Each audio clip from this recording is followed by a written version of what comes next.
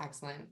So thank you all again for being here today. Just to recap the objective of the program, Miami Open for Business was really created as a way to help underserved small businesses and nonprofits build resilience and generational wealth through asset building. That is the purchase and acquisition of technology, equipment, machinery, vehicles, inventory, all the way through to commercial real estate property. This initiative was funded by a $20 million grant from Wells Fargo, who has established the asset building focus for the initiative. We're very excited that the program will run through 2024, so a total of 5 funding cycles, and that Miami is implementing this initiative alongside 4 other U.S. cities. For lending, if you attended some of the other webinars or have seen our advertisements about the loan fund, we did select a CDFI, a Community Development Financial Institution partner, to support us with lending. However, today's presentation is just specific to the commercial real estate opportunity. To walk through the agenda for today, we'll spend at least the first 30 minutes. It's been closer to 40, presenting core details about the program, such as the application, eligibility, and then we'll open it up for discussion. If you have questions throughout, however, please feel free to put them in the chat or put them in the Q&A. Please note, however, if your question is very specific to your business, your proposal, your initiative, you're not sure if you're eligible or would like to run an idea by us, please email our inbox at Open for Business, and we can set up a time to discuss your specific proposal. If you are looking for today's webinar or info session in Spanish, please let me know in the chat so we can follow up and share the Spanish language materials with you. Before we dive into all the content, I want to make sure that you know that we have a wealth of information on our website. We have one-page flyers for you to help spread the word to businesses. We have an FAQ document that goes into extensive detail. We also are adding all of the questions that we received during these info sessions to the FAQ document. Of course, there's an overall program overview flyer. And then for each funding opportunity, there's a detailed funding guidelines document where you can access the eligibility information, the full questions in the application, and more. Excellent. So now I'm going to walk through the 3 main financial products that Miami Open for Business is offering. You may have seen these advertised on our website or attended the other info session for the micro grants and loans. But just to recap, we're offering a smaller dollar micro grant product for technology and equipment. This includes things like hardware, software, subscriptions, tools, etc. Those applications are due on November 7th. If you're interested in this opportunity, please access our website for more information. We also have low interest loans to support additional asset building use cases, such as buying a vehicle, purchasing inventory, renovating your space. We're very excited that these are 3% loans and no interest is charged for our nonprofit partners. For more information, again, on the microgrants or the loan fund, please access our website. Today, however, we're going to be talking specifically about the collective real estate ownership opportunity. This is down payment and closing cost assistance for a collaborative of businesses to purchase commercial real estate in several historically underinvested neighborhoods and corridors. We're very excited to offer this unprecedented funding opportunity through which you can apply on our Miami Open for Business submittable website. Please note that the Miami Foundation has a separate submittable website for most of its funding opportunities. This is a distinct Miami Open for Business submittable platform. In order to be eligible for this funding opportunity, there are a few basic criteria. The first of which is that you must be comprised of small businesses or nonprofits in Miami-Dade County. You must apply as a collaborative, and we'll go into a little bit more detail later in the presentation what that constitutes. The owners or the executive leadership of the organization must hail from a historically underserved background. So that means that the organization must be one of the following: Black-led, Latino-led, LGBTQ-led, veteran-led, or led by a person with disabilities. The organization must be at least 2 years operational. For this particular funding opportunity, there's no minimum budget, budget maximum. For the microgrant and loan opportunity, please note there is a $1 million annual gross revenue or operating budget max. That particular maximum does not apply for this opportunity. However, all of the prospective occupants of the subject property must still be small businesses. One of the other unique criterion for this funding opportunity compared to the microgrants and the loans is that the subject property must be located in one of the Miami Open for Business priority neighborhoods. These neighborhoods were selected purposefully to address historic underinvestment, building off of the list from Miami-Dade County of targeted urban areas. And this is also an opportunity for businesses who've been located in and around these areas to experience wealth creation through commercial real estate asset ownership and appreciation. So there are 7 communities across the 3 parts of Miami-Dade County. These are the areas that are eligible for the first round of applications. Depending on the volume of applications we receive, the amount of funding dispersed, it is probable there's a chance that we may extend to other communities in future rounds of funding. However, please note that these are the main corridors for the first application cycle of real estate funding. While we've gone through the eligibility criteria, so those are items that your organization or collaborative must have in place in order to apply, these are the review criteria that we will assess the strength and candidacy of your proposal. So, of course, the first of which is representing a historically underserved community. We'll give additional consideration to the more dimensions that the collaborative represents. So, for instance, if it is not only owned by a Black, Indigenous, or Latino owner, but also has additional traits representing historically underserved communities. We'll also be giving preference and priority to organizations and collaboratives whose goods and services benefit the community. Whether that is, a watch repair service, visa processing, whatever your business may be, help us understand how your goods and services make a tangible difference to the neighborhood and those around you. This does mean that some businesses, such as liquor stores, adult entertainment, check cashing, pawn shops, etc., are not eligible for this opportunity, but we do encourage you to help us to convey and help us understand how your goods and services provide a local benefit. We'll also be scoring candidates based on their organizational and financial capacity. We want to make sure that you can effectively manage these funds, that the businesses will have sufficient cash flow to remain operational, especially if they are planning to inhabit the property. We also want to make sure that the organization is properly incorporated, has all of the appropriate business licensing, tax registration, etc. For this particular funding opportunity, we'll also be prioritizing collaboratives who've developed financial capacity in this domain. So for instance, if the collaborative has already developed a relationship with a mortgage lender, whether it has a mortgage pre-approval, etc. Again, these are not requirements. These are simply scoring criteria that we will weight an application more heavily based on if they have exhibited these traits. We also want to highlight that we're interested in supporting organizations who offer quality jobs, so that is employer firms. While sole proprietorships can apply for microgrants and loans, for this opportunity, sole proprietorships are not eligible to apply. You'll be asked in the application to detail your staffing structure, the employees who you retain, to allow us to better understand how your organization offers employment. We also want to see that the funding will really help change, alter, or support the trajectory and growth of your organization or business. For example, is this going to allow you to open up an additional location, open up a location that is larger, serve more customers, produce more product? Help us understand how this investment will really catalyze the growth of your business.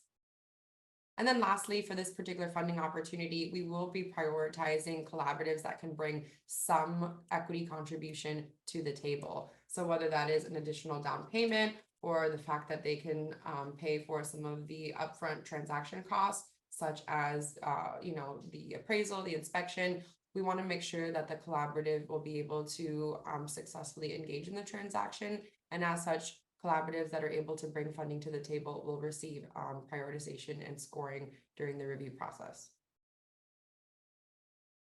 Great. If you all have any questions, please feel free to put them in the chat or the Q&A.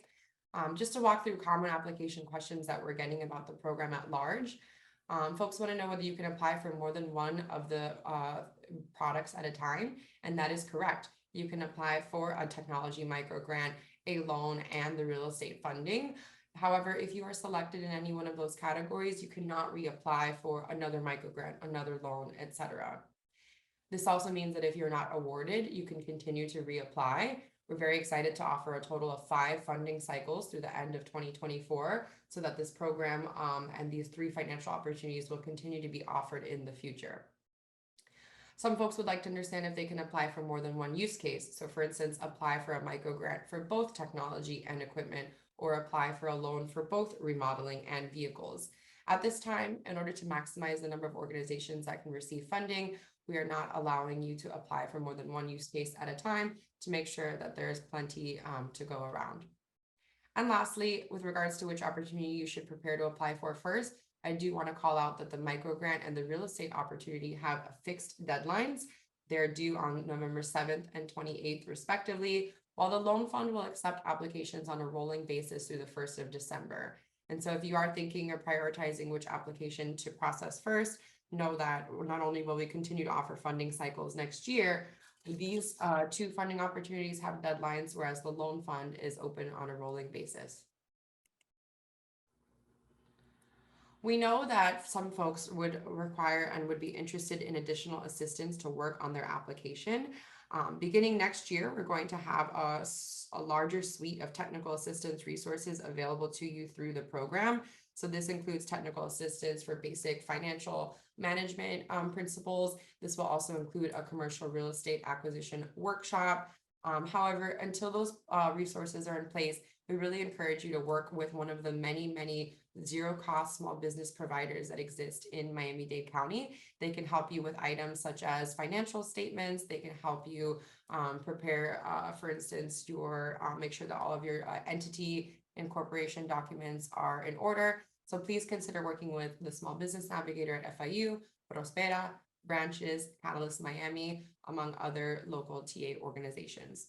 And again, if this funding cycle, if your organization is not ready yet to apply by the 28th, that's quite all right. We're really excited to offer this funding cycle again, twice in 2023 and again in 2024. So for instance, if this is the beginning of the conversation for you, you can take this information back to your board, to your organization, fellow nonprofits, and begin planning ahead. Maybe begin site scouting and thinking about what acquisition could look like to prepare for a future round of funding.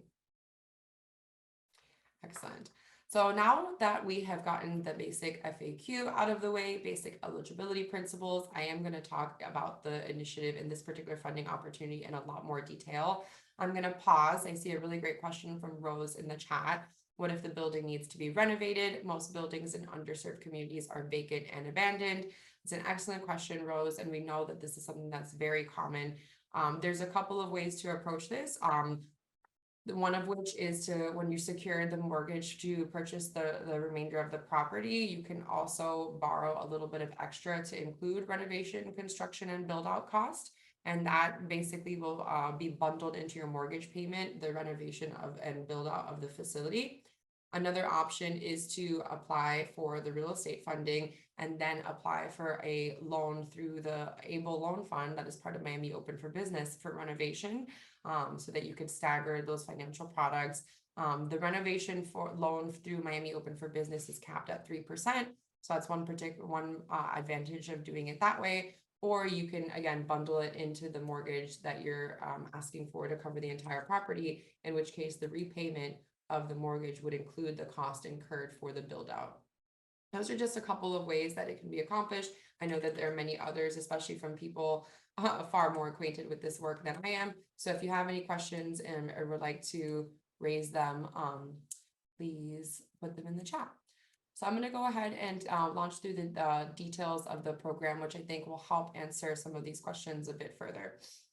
So really the objective of this program is to allow underserved small businesses and nonprofits to purchase their own commercial real estate by providing down payment and closing cost assistance.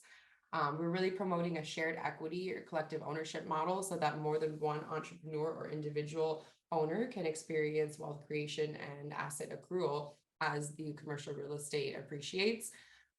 We do want to highlight that this is a down payment assistance. The organization and the collaborative would need to secure mortgage financing or some other sort of financing to secure the remainder of the property. And so just a heads up that this is designed to facilitate the transaction and the purchase, but it will not be able to help you purchase the building outright.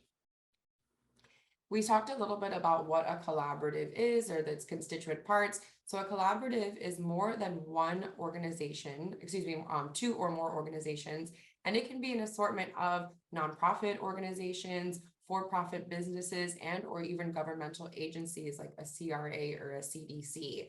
In fact, we encourage a mixed constituency of collaboratives. So if you have more than one type of business at the table, we think that that could be a really effective cost sharing structure.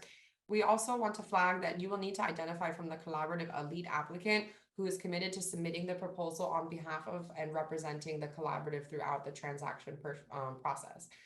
When you apply, the collaborative will be prepared to enumerate the businesses and the contact information for all of the proposed occupants. And so again, if you are not ready to apply by the 28th, this is a great opportunity to get together with your closest fellow nonprofits. Think about who else is in your community providing services, where it might make sense to be under one roof, for example, to build out and put together a collaborative organization.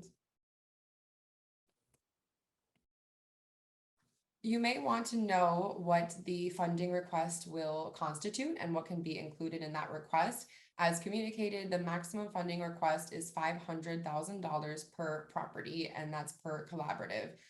The funding is going to be issued at the closing table in the format of a 5-year recoverable grant. So the funding will be presented at and paid at the closing, kind of like a second form of financing, but you will enter into a recoverable grant agreement with the foundation over a 5-year time horizon. And we'll get into that in a little bit more detail in the next slide. But first, to detail what the funding request can include, it can definitely cover that down payment, provided that that down payment does not exceed 20% of the purchase price. So you're looking at approximately an 80-20 loan to value with regard to if you're getting a mortgage.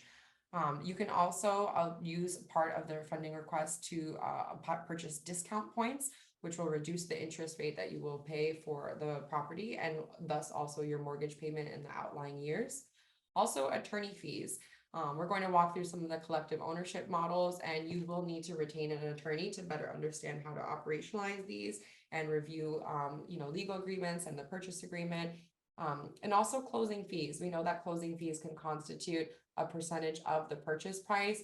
All of these fees can also be included in your funding request alongside title insurance. Basically, the funding request can include a variety of costs that will be incurred at the closing. On the other hand, there are a variety of acquisition costs that occur out of pocket prior to closing. As such, the collaborative should be prepared to pay things such as the inspection and the appraisal fees, applying for the initial mortgage, if your site requires an environmental study, as well as the initial earnest money deposit to secure the contract. And so the idea is that expenses that are incurred and can be paid for at closing can be included in your funding request, while your collaborative should be prepared to pay some of the nominal transaction costs that occur before closing to help ensure that there's adequate, skin in the game, and also that the collaborative is committed to engaging in the purchase process in good faith. To detail a little bit more about how the funding is planning to be dispersed, it'll be dispersed at the time of closing to the title agent to facilitate the purchase on behalf of the collaborative. It's also going to be issued in the format of a recoverable grant. And so first of all, while the funds will not be issued to the organization individually at the time of award notification, we are prepared to issue a gift funds letter that will help you not only during your mortgage, securing the process of securing the mortgage, but also while making offers as a proof of funds. The recoverability schedule, which is the contract that we will execute as a partnership, will help govern the period over which the funds can be forgiven. So in essence, over a 5-year time horizon, your collaborative commits to not reselling the property, to making sure that the collective shared equity ownership model remains instituted. So for instance, there's not one proprietor who 2 years down the road takes all of the equity from the purchase. And lastly, ensuring that a minimum number of jobs and or firms as positioned in your initial application remain associated with the property. So for instance, again, should we find in year 3 that the building is going up for sale, and or that one individual in the subject property is going to remain on site, whereas the other businesses are not, you will owe a certain percentage of the recoverable grant based on the time year horizon that those particular conditions occur.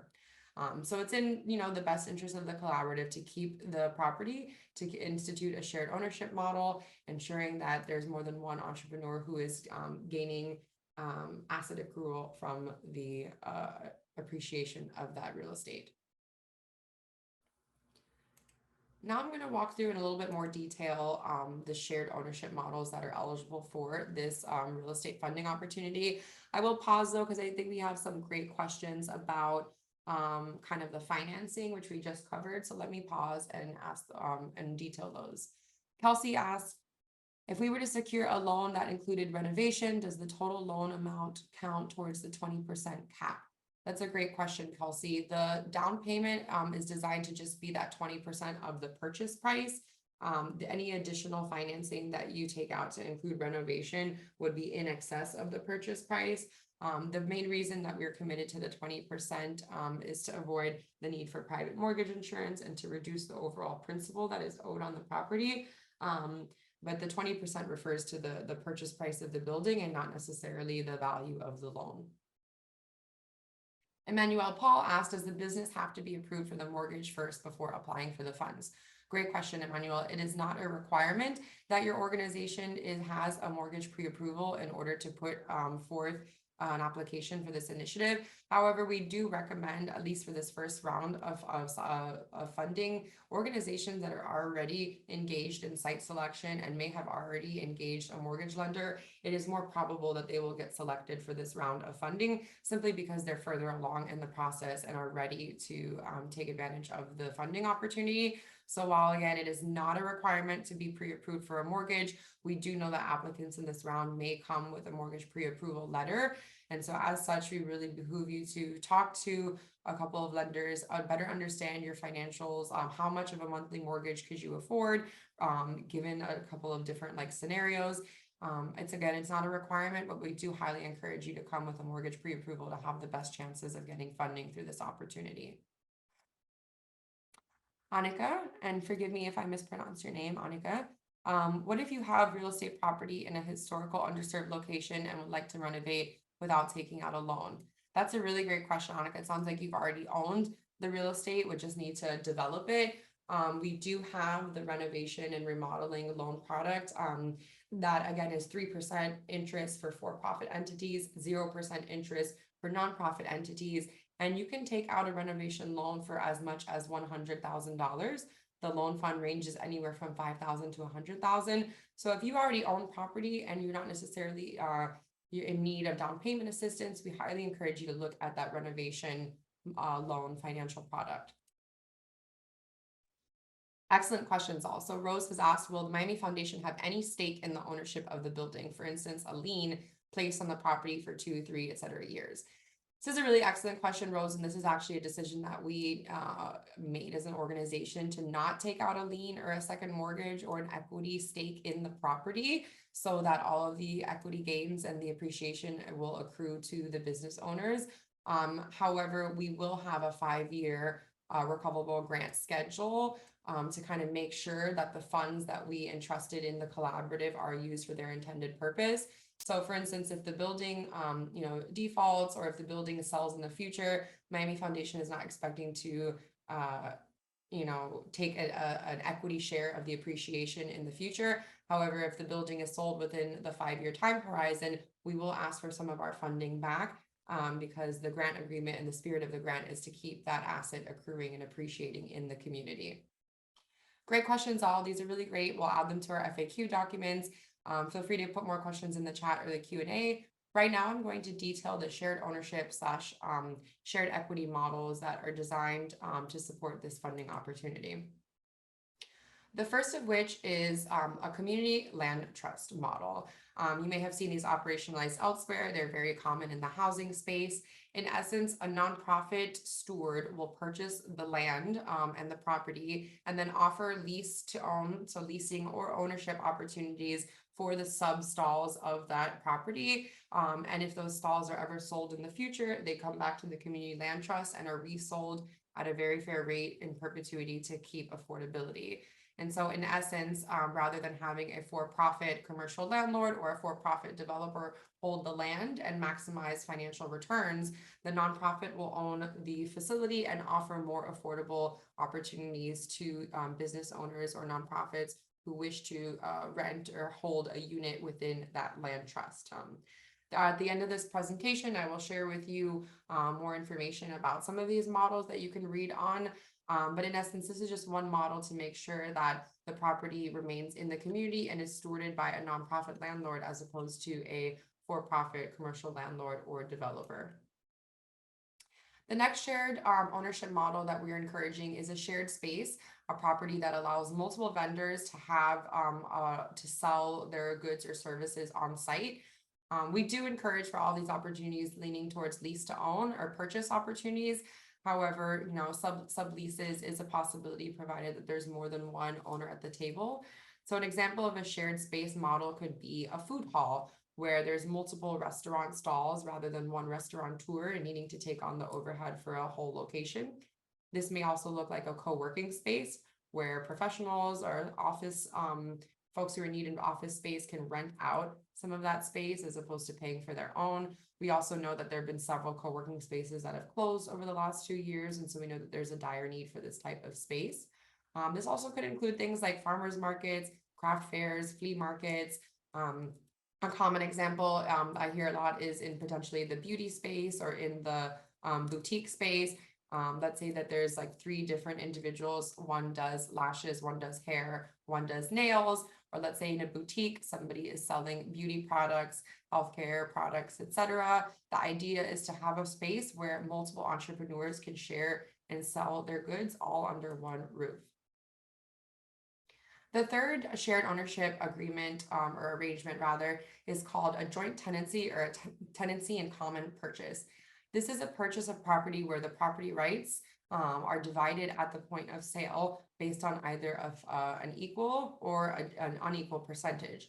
And a joint tenancy arrangement, for example, it's typically a 50-50 agreement wherein 2 business owners agree to split the rights to the property and all subsequent accruals equally across both parties. One of the parties can sell, excuse me, sell their shares or sell their stake at any point in the future and cash out from that in accordance with the formula that was established in the purchase agreement. Another potential arrangement, such as a tenancy in common, allows for more than one business owner, more than 2 business owners, and a much a greater variation in ownership percentages.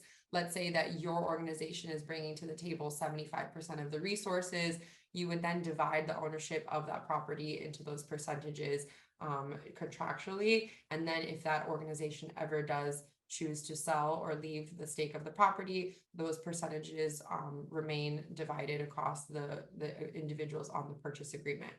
So just to give to ground a joint tenancy purchase agreement, an example, let's say that 2 business owners come together to jointly co-own a salon or a restaurant location and thus accrue the appreciation equally, or 5 business owners come together and divide the property into 20% each, and they will each own and appreciate 20% of that property over the years. The last shared equity / shared ownership model is a co-op. This is an opportunity for a property to be divided into shares, and individuals can purchase those shares. Anybody, not just the business owners themselves, but even community members, etc., can come together and own a stake in that property and have it appreciate again over the years. I will share that a cooperative is sometimes a little bit more difficult to incorporate. You've seen them often in like a grocery co-op, for example, where members of the co-op contribute and then can benefit from that. There is an example right now. Catalyst Miami is in the process of purchasing a building in North Miami whose proceeds and kind of shares will be divided across community members as a community investment cooperative. With any of these agreements or any of these arrangements, rather, you will need to retain, legal counsel and understand which is going to be best for you, the implications and the benefits of each of them. So we highly encourage you to study these. There's some resources at the end of this deck and in our FAQ document where you can read more about each of them. And again, the impetus here is really experiencing shared wealth creation and shared ownership. We would be remiss to administer a down payment assistance program where only one entrepreneur or one proprietor experiences the gains over time. So that's the rationale for these shared ownership models. We really encourage you to study them, think about which might work most effectively in your case. Kelsey has asked if there's a priority for one shared ownership model over another. There is not at this time. They all kind of have their pros and cons. We would prefer to see a best fit model adopted for the particular space, and making sure that the governance plan, that there's been some thought to like resale formulas, etc., rather than prioritizing one of the models over another. So it's a great question, Kelsey. Thank you. So now I'm just going to walk through the application questions in a little bit of detail so you understand what to expect when you enter the application. Please know that we have all of the questions in the application in our funding guidelines document. I highly encourage you to take them down and start working on your responses before you enter into the application to make sure that you don't, lose your progress and can get a head start on the application in advance. So I did put the detailed funding guidelines in the chat, but just to walk through the questions at a high level, you will be asked to detail the site in question. We really encourage applicants to have a site or a handful of prospective sites identified down to the address. Help us understand the current state of that facility. Is it just land that you will put a farmer's market on? Is it a vacant warehouse that you will need to build out? Is it an uninhabited office space that you will carve out for co-working, etc.? Really help us understand the current state and the future plans for that property. And you all have asked several questions about renovation. This is where you will detail what additional activities would be needed to take you from the closing of that property to actual occupancy by tenants and operationalizing the businesses within.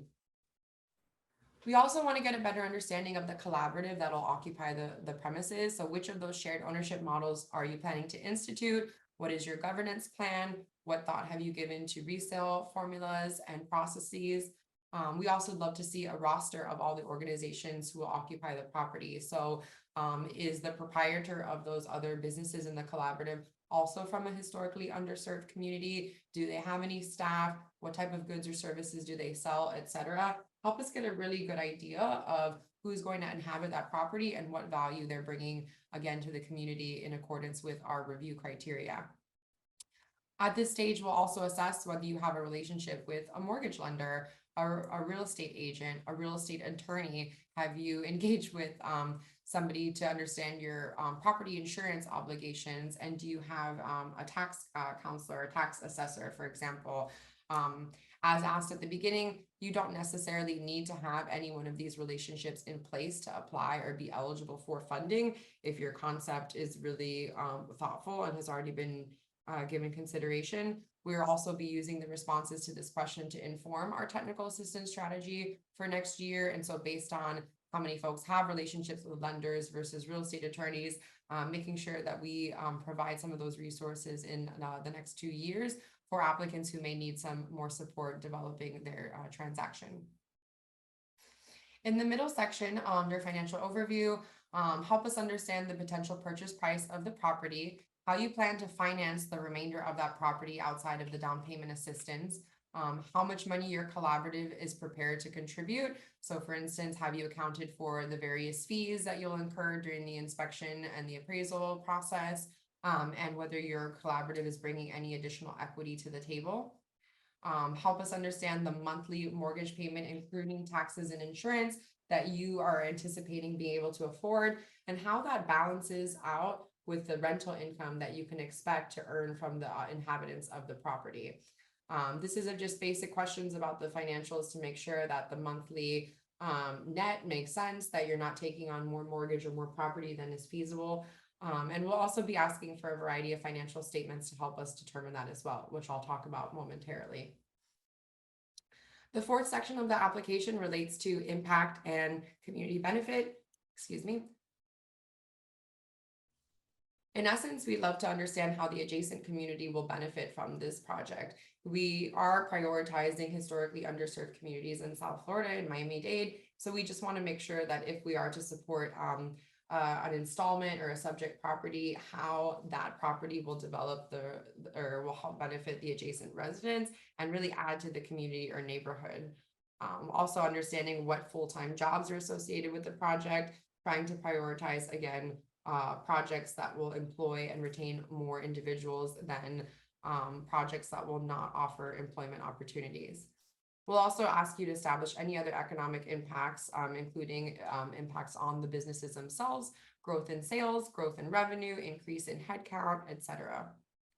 Lastly, we'll begin some initial due diligence on wanting to understand the positioning of your organization. Have you ever been under an audit? Has your tax status been revoked? Has your business tax receipt or your business tax license been revoked? If your organization is subject to litigation or subject to any negative press, if you do endorse any of these questions affirmatively, you'll be asked to give a brief explanation so that we can better understand any potential risks associated with the organization and the investment. In addition to completing the project narrative, the questions that you can find more detailed in the funding guidelines document, we will also ask you to upload several documents. This documentation is much more robust than, for instance, our microgrant offering, given just the amount of potential of the investment. So we would like to see a project timeline, help us understand how much time you anticipate spending in each of the phases of acquisition and potentially renovation. We also would like to see a grant budget. I will show you the template on the next slide to orient you to those fields. This is the template that we're providing. You may have your own pro forma, but we're asking folks to please submit it in this format so that we can compare them equally across proposals. We'd like to understand the bio or the lead of each organization, help us understand kind of who they are, what their business is, what they represent. And then for the lead applicant, we will ask for a business plan if it is a for-profit organization, or the organization's strategic plan if it is a nonprofit. We want to understand the organization's trajectory, their priorities, their operating model, etc. Of course, some additional tax documentation, such as the Form 990 for our nonprofit applicants, proof of the entity's formation and incorporation, a list of the board of directors for the lead applicant only. And then with regards to financial documentation, the organization's latest financial statement or operating budget. This is distinct from the cash flow projections. And so while the latest financial statement helps us understand the organization's latest financial position, the cash flow projections help us understand the organization's projected revenue in the future, which is especially germane as we consider how much mortgage and the size of the monthly mortgage payment that the collaborative is expected to take on. And then lastly, if you do have a mortgage pre-approval letter available, we would ask that you append it. It is not a requirement, but if you have a mortgage pre-approval or even a purchase agreement already executed, or you're in the process of negotiating one, we would like for you to attach that as well so that we have full visibility into the status of your transaction.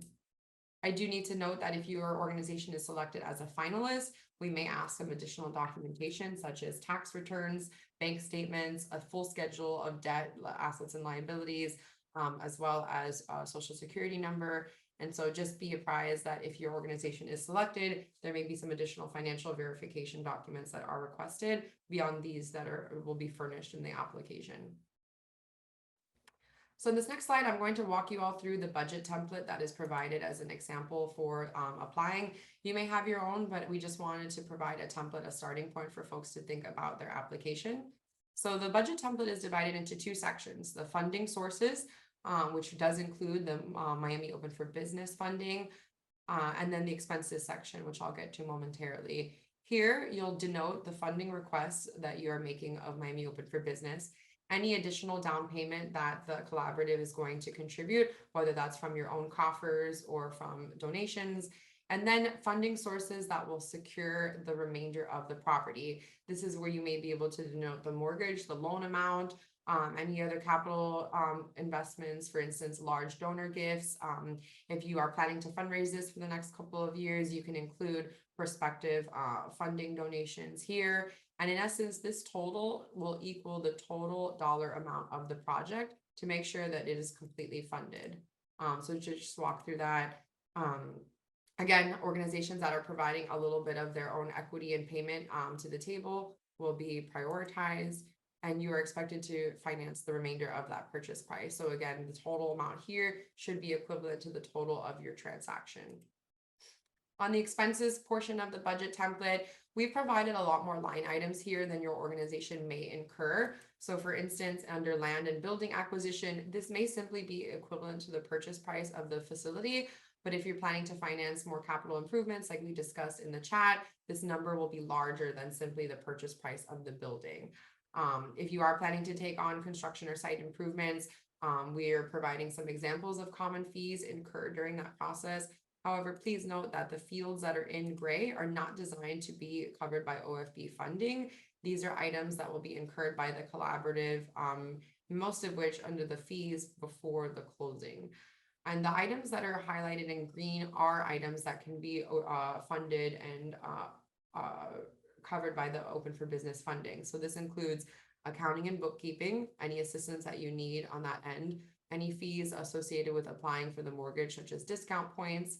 All of your attorney's fees can be included in this funding request, as well as prepaid property taxes, title insurance, and additional fees, such as the title and recording fees.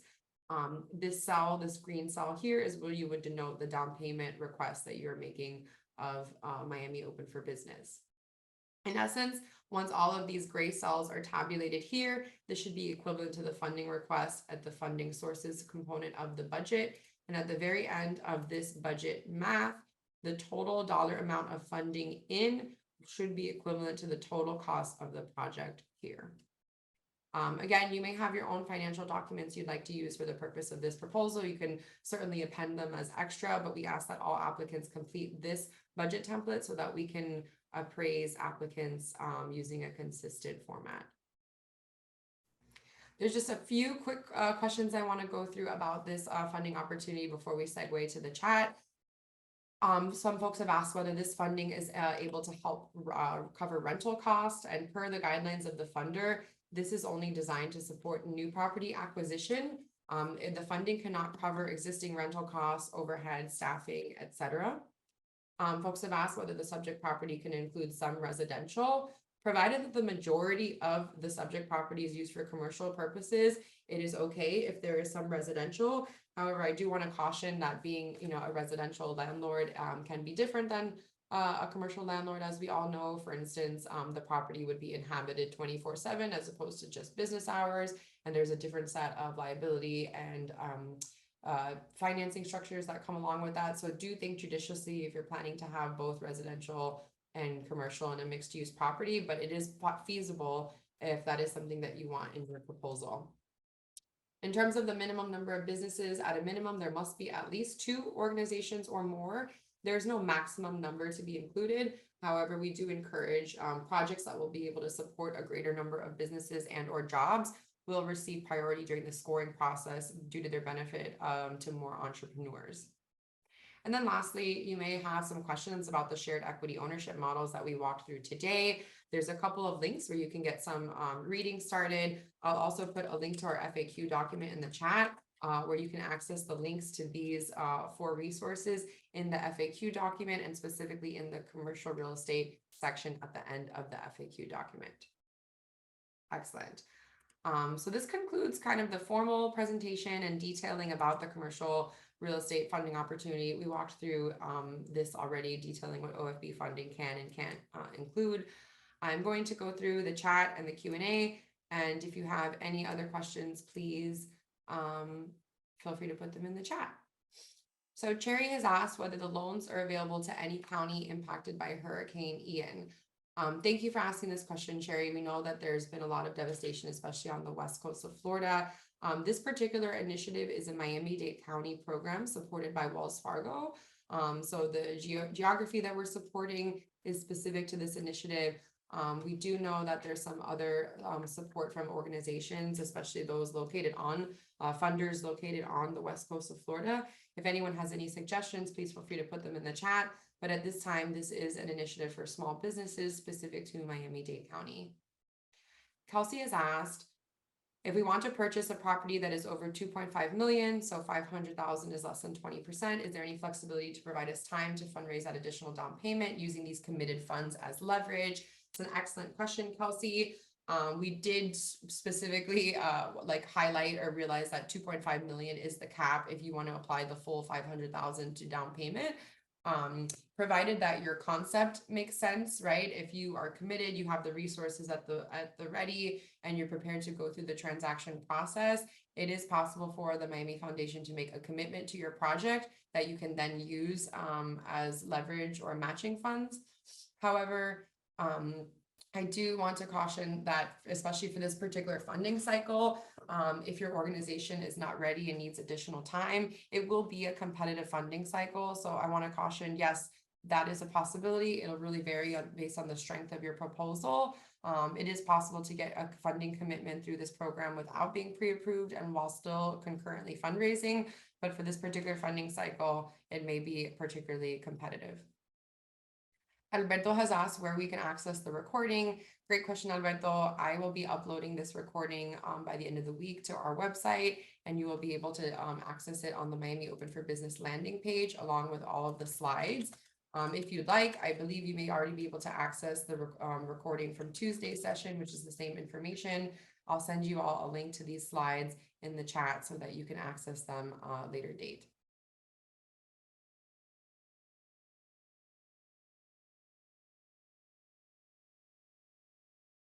Great. So here's actually the YouTube of Tuesday's recording, and I will get you a copy of the slides momentarily as well. Rose has asked if this opportunity is open for churches. Yes, Rose, that is a possibility. A church can be the main applicant, provided that there's a collaborative of applicants at the ready. At the beginning of the CREO application, you will be asked what the lead application is incorporated as: 501c3, church or governmental agency, operating under a fiscal sponsor, or a for-profit business. And depending on that answer is how you will submit your lead application. Kelsey has asked if future funding cycles will have the same amount of funds available. Yes, Kelsey, that is exactly right. And also the award amounts will remain consistent. So just to showcase here, we each year will be distributing approximately $800,000 in micro grants to 40 to 60 organizations. Each year we will lend a total of $2 million in ABLE loans, and each year we will extend a total of $2.2 million through the collective real estate ownership opportunity. And we will do this this year, next year, and in 2024. We're very gracious to have and grateful to have such a great amount of financial support through Wells Fargo and the flexibility to administer this over a long time horizon. Janetta has asked, how soon do we have to pay back the loan if granted? Great question, Janetta. Are you talking about the ABLE loan fund in the middle? We did not go into detail about this loan product here in today's session. The repayment period does depend on what type of asset you are financing. If you used an ABLE loan to buy inventory, for example, you may have a 1-year repayment, whereas a loan to finance a vehicle will have a more standard 5-year repayment period. The commercial real estate opportunity that we discussed today is not a loan. It is a recoverable grant. That means the money will be fully granted to your organization. However, over a 5-year time horizon, your organization and collaborative must abide by a set of conditions in order to not be obligated to repay the loan. So just to put that slide back up on here, it is issued as a recoverable grant over a 5-year time horizon, and the recoverability schedule will enter you in a contractual agreement to not resell, to institute a collective ownership model, to support a select number of organizations on the premises. And if these conditions are not met, then the grant will become recoverable. Taryn asked, are public-private partnerships eligible, for instance, an adaptive reuse project based on a public building? That's a really great question. We definitely encourage cross-sector partnerships wherever possible. For example, having both nonprofits and for-profit businesses inhabit the subject property. We do want to caution some private partnerships. So for instance, like if there's a private developer who is at the table, who's able to bring funds to the project, we just want to make sure that they are implementing it and benefiting the adjacent community in accordance with the program goals. This is not necessarily a funding opportunity designed to allow private developers to own more land in these communities. It's really set up as a shared equity ownership opportunity for historically underinvested neighborhoods and business owners. So while we do encourage public-private partnerships with private funds at the table, please be judicious in how the organizations like own the underlying property and facility to make sure that the spirit of the program is maintained. I hope that answered your question, Taryn, but let me know if you have any questions. Okay, great, cool, thank you. Great questions, all. These are really, really good questions. We're going to be adding them to our FAQ, our updated FAQ document. And again, we're just so fortunate to be able to offer this funding cycle on a regular basis. Tia asked if all collaborative applicants have to be in business for 2 years or just the primary. Excellent question, Tia. Certainly the lead applicant at a minimum must be operational for more than 2 years. Part of the rationale for this is to ensure that we're supporting legacy businesses that have been doing and operating for years, but may require a little bit more assistance. That said, we know that a lot of individuals started businesses at the height of the pandemic and are not yet reaching that 2-year mark. Not all of the collaborative applicants need to be 2 years operational, but we will prefer to see installments or subject properties that support existing businesses, really helping them grow and build out and own their own space.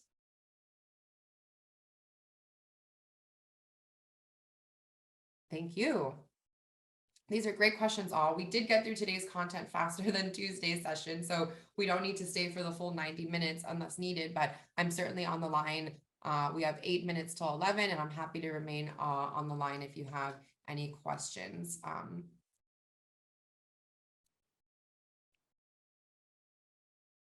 Good. I'm so glad you enjoyed it, Laura. Thank you all for tuning in. This is a really, really unprecedented funding opportunity.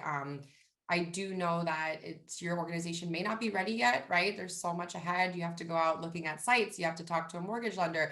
Consider this an opportunity to get really excited and energized about these possibilities. Maybe you will take it back to your board, look at your financials, start to understand what going properties are, going for in your adjacent area. And maybe you're not ready for this funding cycle, but we will offer another one at the beginning of next year, anywhere from between January to March, and another one in the second half of next year. And so take this as an opportunity to get ready, look at your financials, talk to your board, talk to your prospective collaborative members. And if you are ready, that application is due Monday, November 28th. And we really, really look forward to seeing all the great ideas that you will put forward.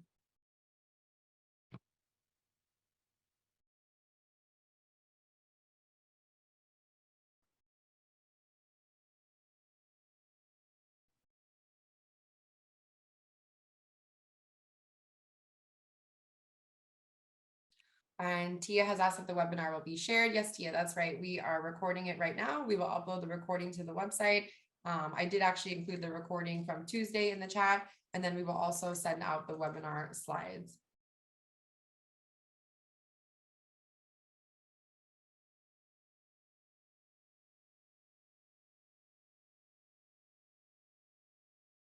Thank you, everyone. This concludes the formal part of the webinar. You can hang around if you have any more questions, but otherwise, you can also contact us at our inbox, openforbusiness@miamifoundation.org.